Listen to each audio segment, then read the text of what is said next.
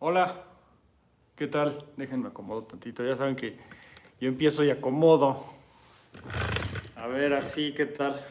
Ahí está toda madre, ¿no? Perfecto. ¿Cómo están? ¿Qué dijeron? ¿No va a haber en vivo? Sí, va a haber en vivo. ¿Qué tal? Un gusto conversar. Bueno, no es conversación, es monólogo, ¿verdad?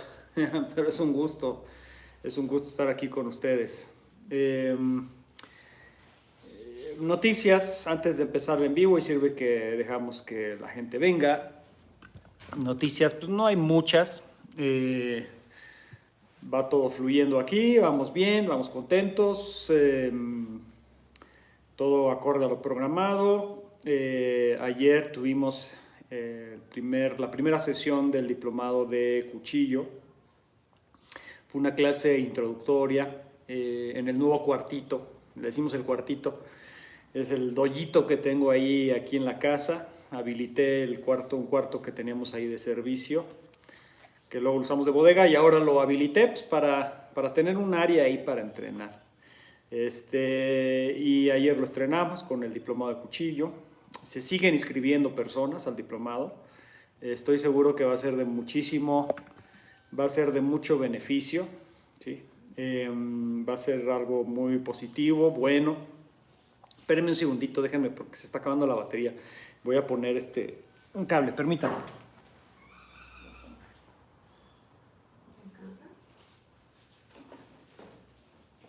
Un segundo, ¿eh?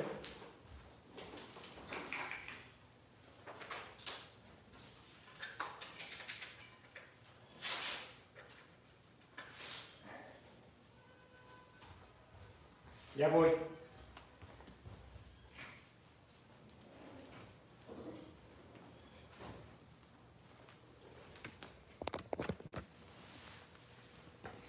A ver, creo que ya,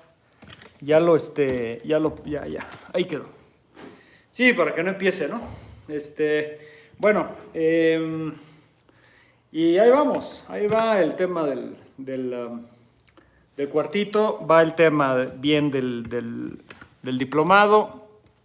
Se están inscribiendo personas, más personas se están inscribiendo. Repito, va a ser algo de mucho beneficio, un curso serio que va a abordar a profundidad el tema de las punzocortantes, ¿sí? Desde el aspecto psicológico, desde el aspecto táctico, desde el aspecto técnico, los diferentes escenarios, ¿sí? Interesante, va a estar interesante. Ayer abordé apenas la parte introductoria, un poco de teoría de cómo nos vamos a ir conduciendo en el seminario y en el diplomado. La evaluación va a estar bastante exigente, ¿sí? La evaluación al final, los que quieran tener una constancia, una certificación de asistencia del diplomado van a tener que hacer una evaluación y la evaluación pues va a ser bastante exigente, ¿no? Como lo hacemos aquí en Combativ, somos exigentes, esa es la verdad. Y bueno, si todavía se quieren inscribir, están a tiempo. Hay muchas preguntas de, oye, pero si no alcancé a inscribirme, ¿me puedo inscribir todavía? Sí, porque lo interesante de lo virtual es que se van a quedar las sesiones grabadas. O sea, es en vivo, pero luego se queda grabado. Entonces, las 16 clases se van a quedar ahí, el paquete se va a quedar ahí. Entonces, quien se inscriba hoy, mañana, en un año, etcétera, ahí va a estar el diplomado ya. Y va a quedar ahí. Entonces, ustedes pueden acceder en cualquier momento, inscribirse, hacer el diplomado, luego hacer la evaluación y se les manda el certificado de constancia, de asistencia. Entonces, eso es una gran ventaja. Cuando es presencial y no se graba, pues bueno, digamos que se pierde. Quien no lo hizo, pues ya no lo hizo, ¿no? Pero en el tema virtual, pues podemos tener esa ventaja de que se queda grabado y entonces después ustedes pueden acceder y pueden además repetir la clase una y otra vez, lo cual está fantástico. Si hay algo que no entendieron, pues lo repiten, lo vuelven a ver. Esas son las ventajas que tiene la virtualidad en ese sentido, ¿no? Y bueno, pues eso sigue adelante, ¿sí? Al ratito vamos a grabar lo de medidas reactivas dentro de vehículo, ¿sí? Cuando el agresor ya está dentro del vehículo y nos agarra ahora sí que adentro y nosotros estamos manejando. o estamos de pasajeros incluso, ¿sí? De copilotos, pues, ¿qué hacer? ¿Sí? Básicamente. Eso lo vamos a grabar al ratito y en Vimeo estará ya listo, disponible, pues, en la tarde, más o menos. ¿Sale? Entonces, ahí va todo fluyendo muy bien. Me han seguido escribiendo muchísimo sobre que cómo cerraste tu dojo, que qué mal, que qué terrible. Sí es algo fuerte, pero tampoco es terrible. O sea, tampoco es terrible porque no es cerrarlo definitivamente, es un momento de pausa. Ahorita no conviene tener una locación para la cantidad de estudiantes, no conviene, y con todas estas fluctuaciones de aislamiento. Entonces son medidas, son medidas. Para mí fue difícil, más que nada, para quien realmente es difícil es para mí personalmente, porque pues después de 16 años, contra viento y marea, de mantener un lugar y mi propia escuela, pues que se cierre, sí es difícil, es fuerte, pero pues pasa. Por algo tengo mi práctica, ¿no? De meditación, mi práctica personal, de desarrollo personal, pues para poder sortear este tipo de situaciones y que no me afecten más allá de lo que deberían afectar. Entonces, no hay tanto problema. O sea, gracias por sus palabras de aliento, por su apoyo, de veras. Gracias a todas las personas que me han escrito de vente aquí a mi dojo a entrenar, a mi centro, yo te rento. Gracias, tenemos varias opciones. Vamos a empezar a abordarlas para empezar en enero. Ahorita ya no nos vamos a mover mucho, pero en enero vamos a tener un lugar, eso se los aseguro, vamos a tener un lugar en la Ciudad de México, ya con tatami, más establecido, buena locación, para poder seguir compartiendo Combat Tips. El próximo año, pues además vienen muchos seminarios, muchos planes presenciales. Aquí en Cuernavaca ya tenemos afortunadamente un lugar donde entrenar, el lugar de un alumno mío que ya es instructor, tiene su propia academia y tiene tatami, tiene es una academia de 2 pisos, abajo tiene tatami y costales y todo, y arriba tiene un CrossFit. Entonces está fantástico. Entonces todo va fluyendo perfectamente bien.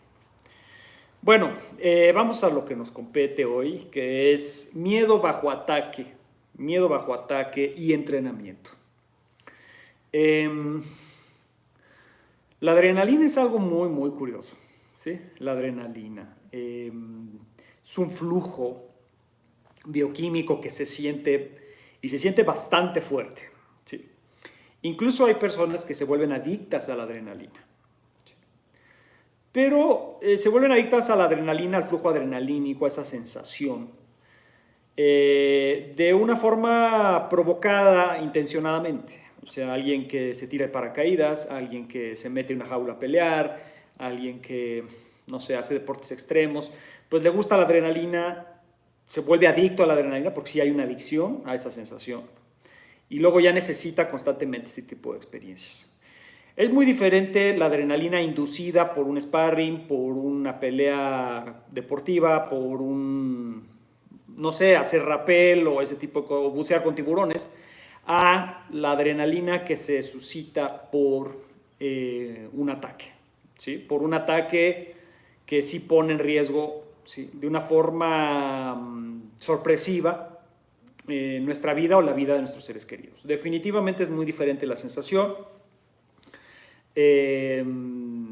Hay una inclusión de un sentimiento de injusticia, de impotencia, de coraje, de miedo. Sí, hay una serie de cosas porque finalmente muchas de esas circunstancias, cuando estamos bajo ataque, no porque nosotros lo hayamos provocado deliberadamente, sino porque se da, sentimos una sorpresa. Primero, una cuestión de sorpresa, ¿no? Nos vemos sorprendidos por alguien que nos pone un cuchillo en el cuello, o nos trata de apuñalar, o nos pone una pistola en la cabeza, o nos asalta, o nos trata de secuestrar, o en el caso de una mujer o un hombre también nos trata de abusar sexualmente, de insultarnos. O sea, todo lo que es violencia, vamos a decir, gratuita, injustificada hacia nuestra persona, pues sí sentimos un agravio tremendo y pues nos causa una serie de sentimientos y emociones muy fuertes. Eso unido a la adrenalina, ¿no? ¿Qué sentimientos? Pues, como les decía, el sentimiento de impotencia, de injusticia. ¿Por qué a mí me hacen esto? ¿Por qué esta persona deliberadamente me quiere apuñalar o me quiere lastimar? O etcétera. De coraje, frustración, miedo, literal miedo, pánico. Y entonces esta conjugación de sentimientos con ese flujo adrenalínico, pues no es agradable, o sea, no es, yo creo que para volverse adicto, ¿sí? Porque si uno se mete en una jaula a nadar con un tiburón blanco, no sé, a tomarle fotos abajo del agua y siente uno la adrenalina del tiburón, etcétera, uno está induciendo eso. Incluso cuando uno hace ese tipo de actividades o de acciones que nos producen adrenalina, muchas veces uno dice, ¿por qué estoy haciendo esto? O sea, ¿por qué me vine a hacer este tipo de cosas? Estoy medio loco, ¿por qué me tiré de un paracaídas? ¿Por qué hice aquello? Etcétera, ¿no? Entonces, incluso estas cuestiones provocadas por uno mismo, incluso uno mismo se cuestiona, ¿por qué hice eso? Y luego se dan las cosas y uno lo disfruta y uno sale así como, wow, fue buenísima la experiencia, fue increíble, etcétera. Yo no conozco a nadie que después de una tentativa de secuestro o de un ataque de cuchillo diga, fue increíble, vamos a repetirlo. O sea, no conozco a nadie. Y si hay alguien así, pues está medio loquito, ¿no? Entonces, la adrenalina cuando ocurre bajo violencia injustificable y gratuita, pues es otra sensación totalmente diferente porque va acompañada por estas emociones y por toda este trauma que además se queda con nosotros pues prácticamente el resto de nuestra vida, dependiendo de la intensidad y de cómo abordamos la situación de riesgo, ¿no? ¿Por qué empecé hablando de la adrenalina? Porque cuando estamos bajo ataque, de una forma sorpresiva, calculada, ya sea que se fue calculando y que nosotros de alguna manera fuimos observando que las cosas se estaban poniendo muy difíciles y se acabaron poniendo muy difíciles y tuvimos que reaccionar, o nos sorprendieron totalmente, en un segundo o dos estamos en una situación sumamente delicada en términos de violencia y riesgo a nuestra integridad física. Cuando las cosas suceden de esta forma, realmente hay un proceso en nuestro sistema nervioso y por lo tanto en nuestro cerebro, en nuestro sistema nervioso, en nuestro cuerpo, en nuestras emociones, bastante intenso, ¿sí? Que nos produce una serie de situaciones o de reacciones, ¿sí? Muy poderosas que si no las sabemos manejar van en detrimento de nuestra supervivencia.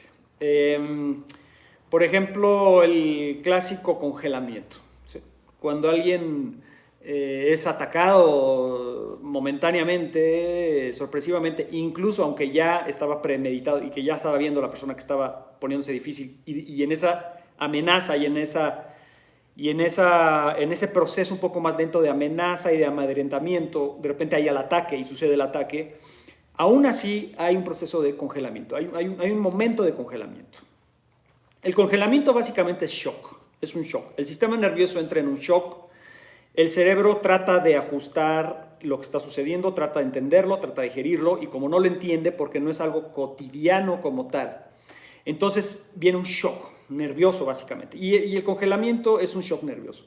A todas las personas que nos ha pasado algo a lo largo de nuestra vida, 1, 2, 4, 5, 6 veces, que hemos tenido que lastimar a alguien o que hemos tenido que usar un arma o que nos hemos enfrentado a situaciones extremadamente violentas, a todas estas personas que hemos sentido esas experiencias, todos les podemos decir, ¿sí?, que te congelas primero, ¿sí? Es muy fuerte, en lo que ahora sí, como decimos aquí en México, en lo que te cae el 20.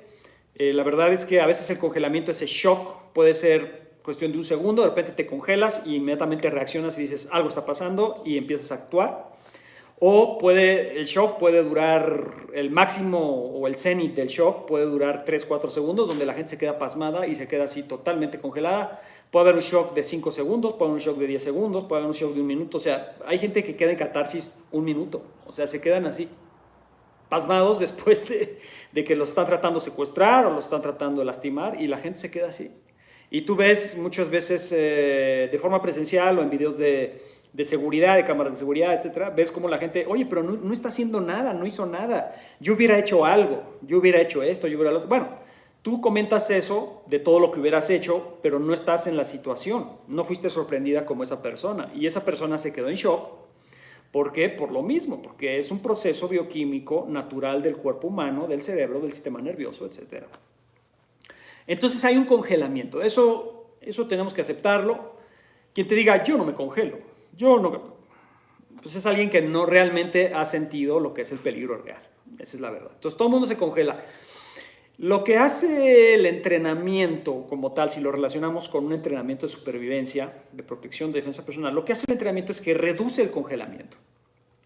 Lo reduce. Yo no digo que lo apague. Yo creo que es muy difícil cuando nos vemos sorprendidos y emboscados con una situación extremadamente violenta.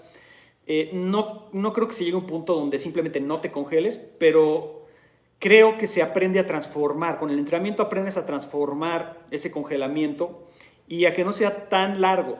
Ese sería un punto. Otro punto es que el post-congelamiento, o sea, viene primero el congelamiento, luego viene un proceso de entendimiento, el cerebro capta, algo está pasando, entras en modalidad supervivencia, en modalidad de pelea, modalidad de peleo por mi vida, me salvo, huyo, corro, me escondo, etcétera, etcétera, una serie de reacciones, ¿sí? Cuando entramos en ese proceso es que ya pasó el congelamiento y el congelamiento deriva en estas modalidades de supervivencia. Y pasando el hecho, si es que sobrevivimos y nos quedamos con vida, pasando el hecho violento, quedamos en un estrés postraumático que pudiera durar años, o sea, años. Entonces es como un proceso y finalmente es un proceso bioquímico incontrolable, que lo único que podemos hacer es canalizar. Y lo que hace el entrenamiento es canalizar. Eso es lo que hace el entrenamiento. O sea, el congelamiento se reduce, por un lado. El proceso reactivo, donde empiezo a pelear por mi vida, empieza a canalizarse. Eso es lo que hace el entrenamiento. Y empieza a ser canalizado con una serie de técnicas, de tácticas específicas que fueron previamente, vamos a decir, integradas a nuestro arco reflejo, a nuestro sistema de reflejos y nuestro subconsciente. Y eso nos pudiera permitir, si tenemos un buen actuar o si reducimos el daño a nuestra persona o a nuestros seres queridos en una situación de riesgo, pudiera permitirnos, en ese buen actuar y esa reducción de daño, pudiera permitirnos reducir el estrés postraumático. ¿Por qué? Porque no hubo tanto daño a nuestra persona, aunque fue una experiencia terrible, pero no hubo tanto daño a nuestra persona y eso nos permite tener un trauma menos severo, ¿no? O sea, es ese proceso que si uno entrena bien y uno lo hace bien, puede suceder, ¿sí? Muchas personas a lo largo de los años me preguntan, alumnos, exalumnos, personas, me dicen, oye, ¿cómo me quito el miedo a pelear? ¿Sí? Es como que lo reducen, ¿sí? ¿Cómo me quito el miedo a pelear? Como si todo lo de defensa personal fuera peleas callejeras. Realmente creo que la pregunta se debería reformular. ¿Cómo me quito el miedo o cómo dejo de tener miedo a la violencia en general? Porque no nomás es pelear. ¿Cómo dejo de tener miedo a la violencia? Como una mujer, por ejemplo, que es víctima de violencia intrafamiliar, empieza a canalizar ese miedo. ¿Cómo puede reducirlo o cómo puede quitarlo? Porque la mayoría de las personas hablan de cómo dejo de tener miedo a pelear. ¿Cómo dejo de tener miedo a la violencia? Déjenme decirles y contestar esa pregunta, y tiene relación con lo que estoy hablando, es que honestamente el miedo nunca se va a ir. ¿Sí? O sea, el miedo, ¿cómo me lo quito? Pues no sé cómo, porque yo no conozco una técnica que te diga, yo ya no tengo miedo. ¿Sí? Lo único que haces es que lo canalizas y el miedo deja de ser, vamos a decir, se vuelve un poco menos emocional y se empieza a traducir en un actuar ofensivo, defensivo, táctico, ¿sí? Para la supervivencia. Eso es lo único que ocurre. Es una transformación del miedo, no que lo elimines, ¿sí? Yo lo veo extremadamente difícil. Lo pudieras eliminar si de repente tu reacción subconsciente es determinada. Ha sucedido que una persona que estuvo en una situación de riesgo de veras no tuvo nada de miedo. Sí ha sucedido. A mí me pasó una vez que no tuve nada de miedo y dije, ay cabrón, pues, ¿qué me está pasando, no? O sea, ¿qué me está pasando? Y posteriormente a esa situación tuve otra situación años después y tuve mucho miedo y me di cuenta que no es garantía. O sea, si un día no tuviste miedo no significa que ya no vas a tener miedo nunca. De repente pudiera ocurrir que una situación determinada sucede tan rápido o de tal manera que tu colocación emocional y personal respecto a esa situación no te produzca tanto miedo o cero miedo, pudiera ser, pero es algo más circunstancial. Normalmente cuando estamos bajo ataque tenemos miedo, definitivamente, y pudiéramos llegar al pánico y podríamos llegar a un shock y a un congelamiento que se puede quedar ahí y se acabó. Y nos quedamos totalmente pasmados, nos quedamos congelados, paralizados y nos hacen pedazos, ¿sí? Entonces, no podemos hablar como de una técnica estándar o un método estándar donde te elimina el miedo a cualquier situación. Eso es una utopía, es una necesidad, un anhelo que muchas personas tienen, pero que viene más derivado de que no saben cómo lidiar con su propio miedo y su propio miedo les da miedo, su propio miedo les espanta, su propio miedo les desequilibra, etcétera, en vez de usar su miedo. ¿Sí? Y lo que yo creo que, bueno, a mí lo que me ha servido y lo que yo siempre recomiendo es, el miedo no lo eliminas, sino lo usas. ¿Sí? En vez de que te paraliza, se puede convertir en un combustible y en una fuente de energía para sobrevivir. Y entonces ya hay una transformación del miedo, pero si el miedo sigue en un ámbito extremadamente emocional, a un nivel emocional de tengo miedo, y es una cosa de, incluso hasta en el cuerpo se siente aquí en el pecho, en la garganta, y, ¿sí? No hay una transformación, sino el miedo nos empieza a avasallar, porque una emoción cuando se desborda nos avasalla, nos come y no nos permite tomar muchas veces buenas decisiones. Entonces, lo que se puede hacer es canalizar el miedo, que sea menos emocional, que se vuelva más físico, y cuando se vuelve más físico y menos emocional y se reduce la parte emocional del miedo y se vuelve más físico, empezamos a sentirlo ya como un flujo adrenalínico con una serie de sensaciones donde sí estamos sintiendo esa serie de sensaciones muy intensas, pero mentalmente estamos un poquito más enteros, estamos un poquito más tranquilos y podemos entonces tomar mejores decisiones e incluso poder aplicar el entrenamiento si es que alguien ha recibido algún entrenamiento de protección personal. ¿Sí? Entonces, el miedo se canaliza. El miedo se canaliza. Yo no creo que se elimine, honestamente. Yo no creo, aunque a mí me pasa que de repente no he tenido miedo, pero yo diría que fueron más cosas circunstanciales específicas, pero no lo puedo pensar como se puede lograr eliminar el miedo. No, no lo creo. Nada más lo canalizas. ¿Ok? Entonces, suena muy bonito. Canalizar el miedo, sí, ¿cómo lo voy a transformar? La próxima vez que me ataquen, voy a transformar mi miedo. Ojalá fuera así de fácil. Si fuera así de fácil, todo el mundo, las cosas serían totalmente diferentes. No es así de fácil, ¿por qué? Por una razón muy sencilla. No puedes trabajar el miedo fuera del miedo. ¿Sí? El miedo no lo puedes canalizar fuera del miedo. Yo ahorita, por ejemplo, estoy tranquilo, estoy seguro, estoy dentro de mi casa, no pasa nada. Y de repente digo, ahora voy a trabajar mi miedo. A ver, me voy a poner a trabajar mi miedo. No, o sea, es una cuestión racional. ¿Por qué? Porque el miedo no está ahí. El miedo se siente en el cuerpo, es una experiencia, no es un pensamiento, es una experiencia completa. Y no puedes trabajar el miedo como experiencia completa desde fuera de la experiencia. Entonces, una persona que dice, ahora voy a trabajar mi miedo, cuando no tiene miedo, pues ok, es una decisión muy buena, qué bueno que lo quieres hacer, pero eso no significa que automáticamente ya lo trabajaste. La única manera de trabajar con el miedo es dentro del miedo. ¿Sí? Dentro del miedo. Cuando tienes miedo, ahí es cuando es la oportunidad de oro para trabajar tu propio miedo. Por ejemplo, poner un paralelismo con los ataques de ansiedad y los ataques de pánico. ¿Sí? Cuando tú tienes un trastorno de ansiedad generalizado, ansiedad social, agorafobia, ¿no? Que finalmente es miedo y es terror y se puede convertir en pánico, de repente viene el miedo de la nada y empezamos a sentir mucho miedo, nos avasalla, nos come, y entonces la única manera de trabajar con tu propia ansiedad, con tus propios pánicos, con tus propios temores, es cuando tienes esa experiencia, porque cuando tienes esa experiencia es el momento, es la oportunidad para aplicar lo aprendido, para aplicar alguna técnica de respiración, para aplicar el conocimiento que has ido adquiriendo, y entonces sí podríamos hablar de trabajar con el miedo. Pero alguien que, por ejemplo, tiene trastorno de ansiedad y en ese momento no está teniendo ansiedad y dice, ahora me voy a liberar de mi ansiedad, mientras no está teniendo ansiedad, en realidad no se está liberando de nada. Está pensando que se quiere liberar o que ya se liberó, y cuando va con ese engaño piensa, ya me libré de mi ansiedad porque ya no siento ansiedad. Y de repente llega la ansiedad y, ay no, yo pensé que me había librado de mi ansiedad y ahora sigo teniendo ansiedad. Pues sí, ¿por qué? Porque la ansiedad se libera desde la ansiedad, desde dentro de la ansiedad. Es como un proceso de inmunización, ¿sí? Es un proceso de inmunización. Tienes que sentirlo y luego transformarlo e inmunizarte a. ¿Okay? Y es exactamente lo mismo con la violencia y con el miedo a pelear o con el miedo a defenderse o con el miedo como tal a las diferentes situaciones o los diferentes escenarios que pudiéramos estar atrapados en y que pudiéramos ser víctimas de. ¿Okay? Entonces, la única manera de trabajar con tu miedo es dentro del miedo. ¿Sí? ¿Cómo pierdo el miedo a pelear? Pues peleando. ¿Sí?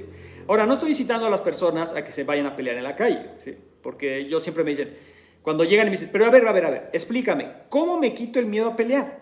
O sea, o específicamente me han preguntado, es que a mí me da mucho miedo que me peguen en la cara. ¿Cómo me quito el miedo a que me peguen en la cara? Pues yo les hago esta recomendación. Agarra a tu primo, a tu hermano, a tu amigo, a quien sea, que se ponga unos guantes de box y que te agarre a golpes.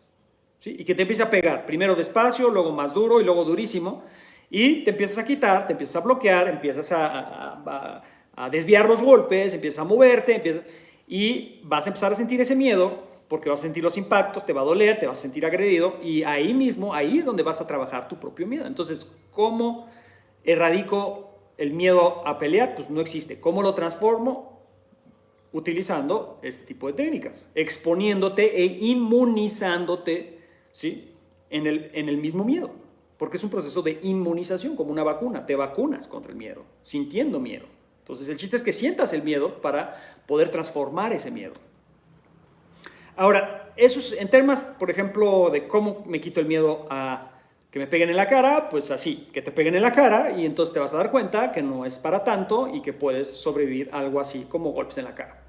Otra persona me escribe, es que, ¿cómo me quito el miedo a un ataque de cuchillo?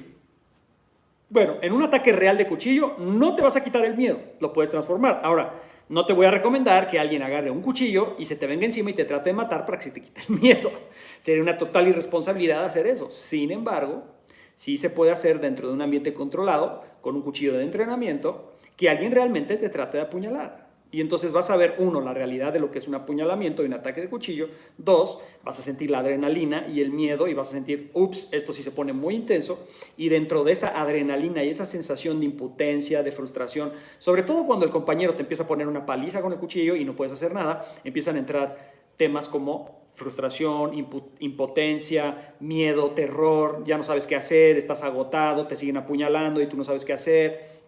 Como afortunadamente no es real, porque es algo controlado y fue algo con un cuchillo de entrenamiento, como parte de una práctica, entonces vas a tener el tiempo para irte inmunizando frente a esa sensación de resistencia, de impotencia, de caos, de incertidumbre. ¿Okay? Y así con todo. Es que yo tengo miedo de luchar en el piso y que me sometan en el piso y que me derriben y bla, bla. Bueno, la única manera de liberarte o de transformar ese miedo es luchando, derribando, aprendiendo, entrenando. Es la única manera. ¿Okay? Entonces, este en vivo es para hablar, por un lado, del proceso que ocurre en ataques reales con armas y sin armas, que es un proceso adrenalínico, que es un shock nervioso, es todo un proceso de trauma, ¿ok? Que nos produce una serie de emociones y sensaciones que no podemos erradicar, que únicamente podemos canalizar. Por un lado, eso es lo que estoy tratando de explicar. Por otro lado, ¿qué podemos hacer para poder transformar esas sensaciones y esas emociones y podernos inmunizar ante estas circunstancias? Pues entrenar. Entrenar de la forma más realista posible o de la forma más congruente con aquello que tenemos miedo. Por ejemplo, alguien que tiene miedo a que le peguen en la cara y practica un arte marcial o un sistema de defensa personal donde nunca le pegan en la cara ni tantito ni cerquita y el compañero tira golpes, que te peguen en la cara pero nunca te peguen en la cara, pues nunca te vas a quitar el miedo a que te peguen en la cara, nunca. En cambio, si alguien que tiene miedo a que le peguen en la cara se va a un entrenamiento donde le van a pegar en la cara 1 o 2 veces por semana, ¿sí? Poco a poco se va a ir liberando de eso, se va a ir inmunizando de su propia percepción de que yo no puedo aguantar golpes en la cara porque me destruyen y todo mi mundo se va a caer si alguien me pega en la cara. Y cuando alguien te pega muy duro en la cara y no te noquea y te das cuenta, ah, caray, sí me dolió, pero estoy bien y creo que puedo soportar otros 3, 5, 10 golpes más de esos y no está pasando nada, entonces en ese momento empiezas a inmunizarte de tu propio miedo y entonces empieza a haber una transformación. Pero tiene que haber ese proceso de entrenamiento y tiene que ser un entrenamiento congruente con esas circunstancias. Si nosotros siempre entrenamos, ¿sí?, fórmulas, coreografías, técnicas, catas, que no nos llevan a un estado semi-adrenalínico, entonces nunca vamos a saber lo que es realmente inmunizarnos contra nuestro propio miedo. Nunca. ¿Sí? Entonces una persona que todo el tiempo entrena o ni siquiera, estoy ya viéndome muy amable porque estamos hablando de alguien que ya al menos entrena. Ya ni digamos de las personas que luego ven videos y tutoriales y cursillos y diplomados aquí, diplomados allá y sí, todo este tipo de cosas, seminario aquí, seminario allá, pero que no tienen una constancia de entrenamiento, sino simplemente todo lo hacen racional. Ah, es que fui a un curso de tiro y ahora ya sé tirar. Ok, fuiste a un curso de tiro, ¿hace cuánto? Ah, pues hace como 5 años. ¿Y cuánto duró el curso? Pues como un mes. Bueno, fuiste hace 5 años y el curso duró un mes. No, no sabes tirar. Crees que sabes tirar. O sabes lo básico de tirar con armas de fuego, pero en una situación real donde te tiren de regreso o donde alguien te trate de desarmar o alguien te trate de pegar, etcétera, pues te vas a congelar. ¿Por qué? Porque tu cuerpo y tu mente no están acostumbrados a esa sensación adrenalínica. ¿Por qué? Porque no lo has estado inmunizando constantemente en ese proceso, en esa violencia específica. Entonces, peor aún de todas las personas que creen que por ver un video ya aprenden las técnicas, por ver un curso virtual o por ir a un seminario de que dura 10, 8, 5 horas y ya me sé defender, pues peor aún. ¿Por qué? Porque racionalmente creen que lo pueden hacer, pero su cuerpo no lo puede hacer. ¿Por qué? Porque no lo han inmunizado al respecto, porque no lo han trabajado al respecto. Entonces da una sensación nada más de seguridad, pero en realidad no lo van a poder hacer. Y el shock es tremendo, amigos, porque la persona que creía que se podía defender y después, lamentablemente, se tuvo que defender y no pudo hacerlo y le pusieron una paliza o acabó en el hospital o lo apuñalaron o le dispararon, etcétera, y acabó vivo. El shock de no haber podido hacer nada, ¿sí?, cuando tú pensabas que sí podías, es muy triste. ¿Sí? La gente se siente muy mal, empieza a pensar, ay, tanto tiempo que yo llevo entrenando este arte marcial y no pude hacer nada, o yo fui a este curso y no me sirvió de nada, o yo veía los videos de Bruno Orozco y no me sirvieron de nada. O sea, ¿sí? ¿Por qué no te sirvieron de nada? Porque no lo tienes integrado al cuerpo, porque no lo tienes dentro del arco reflejo. ¿Por qué? Porque no estás inmunizado, porque tú nada más creías, porque tu raciocinio y tu intelectualidad te hacía pensar, yo ya sé esto, pero en realidad no lo sabes porque todo el conocimiento en defensa personal, todo el conocimiento marcial, todo el conocimiento combativo con armas y sin armas es corporal.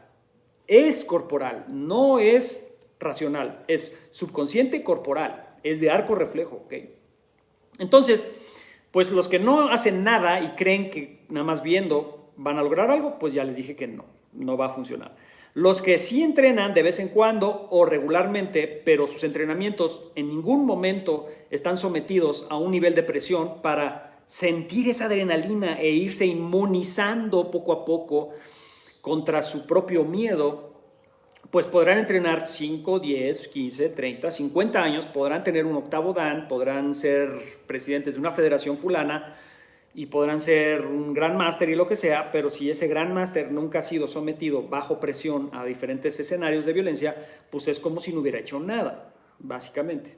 Una persona que, por ejemplo, entrena, vamos a decir, 6 meses constantemente con resistencia, con sparring, con esta sensación adrenalínica y se está inmunizando, avanza mucho más en términos de funcionalidad y de practicidad en combatividad con armas y sin armas para defensa personal, que una persona que lleva 10 años haciendo fórmulas, catas y que en ningún momento ha sido puesto a prueba y nunca se ha sentido bajo presión y nunca ha sentido la frustración y la impotencia de que alguien te está poniendo una paliza y no puedes hacer nada. Esa sensación es una maravilla. Cuando tienes encima a un tipo que te está golpeando y no puedes hacer nada, y no puedes hacer nada, y no puedes hacer nada, y tienes que sortear ese obstáculo y tienes que sobrevivir, es una sensación maravillosa. Es horrible, se siente horrible, no es una sensación que sea agradable, pero aprendes, ¿sí?, mucho, mucho más que alguien que practica y practica y practica y practica formas y nunca ha tenido esa sensación. Por ejemplo, yo tengo una práctica que me encanta, que se llama Gánate la botella. ¿Sí? No la botella de cerveza, sino gánate la botella de agua. ¿Sí? Es una práctica muy buena de combatives que nosotros hacemos, la hago. Ahora no lo he estado haciendo y no hemos estado haciendo sparring por el tema de la pandemia, porque un sparring no tienes control. Entonces, si empezamos a hacer forcejeo, nos arrancamos la mascarilla, nos arrancamos el tapabocas, nos pueden toser y escupir en la cara, etc. Entonces, tenemos que practicar con muchos controles. Pero cuando espero, y va a suceder, que la pandemia se reduzca y haya una etapa diferente en la humanidad, podamos regresar a sparrings, ¿sí? Y podamos hacerlo todo con resistencia. Pero antes de que viniera la pandemia, antes de que viniera, yo tenía esta práctica que se llama Gánate la botella. ¿Cómo es esta práctica? Yo agarro una botella de plástico, agarramos una botellita de plástico chiquita y la hacemos pasar como si fuera un cuchillo. ¿Okay? Entonces pongo a 2 alumnos, ¿sí? A ver, tú agarras la botella y tú lo vas a atacar como si fuera un cuchillo. O sea, la botella va a ser como un cuchillo. Lo padre de la botella es que puedo atacar con toda fuerza, puedo apuñalar en la cara, puedo apuñalar en el estómago, puedo cortar, puedo despedazarle la botella de plástico en la cara y no le voy a sacar un ojo, no le voy a romper un pómulo, no le voy a romper la nariz, no le voy a abrir el labio, sino nada más es un plástico que incluso de plastiquito, pero sí duele, ¿eh? Y entonces lo que va a hacer el atacante es tratar de atacar de muchas maneras, fúricamente, y el que se defiende va a tratar de defenderse de esa botella y va a tener que desarmar al agresor de la botella. Si logras desarmar al agresor de la botella, a tu compañero que te está atacando, y lo logras desarmar, ahora tú eres el atacante, porque te ganaste la botella. Y entonces ahora tú lo atacas, y hasta que el otro te desarme, entonces se hace lo inverso y así. ¿Okay? ¿Por qué me encanta esta práctica? Porque es excelente, y yo he visto unos cambios geniales en los alumnos. Porque cuando empiezan el ataque y el alumno... Como aquí no tenemos, por ejemplo, no tenemos categorías de pesos, entonces te puede tocar con alguien mucho más pesado y mucho más grandote y mucho más fuerte y mucho más todo que tú, y ya estás en una evidente desventaja. Cuando ocurre eso y esa persona empieza a ser atacada por alguien con más experiencia y más agresivo y todo, me encanta ver el proceso de cómo tratan de desarmar al compañero que lo está atacando con la botella, le está metiendo unas 1000 puñaladas, lo trata de desarmar. Y no puede, y se ha llegado a dar el caso de que están 20 minutos. 20 minutos es una eternidad tratando de desarmar a una persona. O sea, imagínate estar 20 minutos tratando de quitarle la botella a otra persona. Es agotador, es demandante, es terrible, es frustrante, porque no se la puedes quitar. ¿Por qué? Porque te sigue apuñalando, te sigue apuñalando. Y es bien curioso porque muchos alumnos me dicen, pero es que ya me mató, sensei, ya. No te está matando porque es una botella. Si fuera una situación real, ya estarías muerto. Pero como no es una situación real, es una botella, no te está matando. Y se la tienes que quitar. Y el otro, el atacante, pues no se deja quitar la botella, se revuelcan horas en el piso, se dan de golpes, se meten estrangulamientos, se tratan de tirar patadas, se tratan de hacer de todo. ¿Y para qué? Para ganarse la botella. Entonces es un estado adrenalínico combinado con un cansancio terrible de que no puedes quitarle la botella al compañero, la maldita botella, y te sigue apuñalando.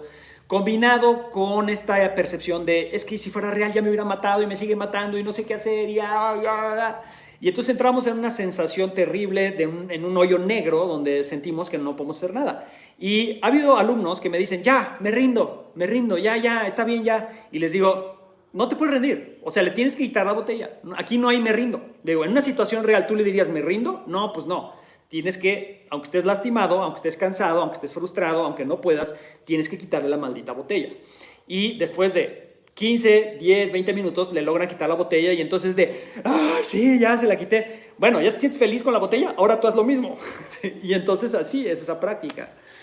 Y el cambio en los alumnos es impresionante.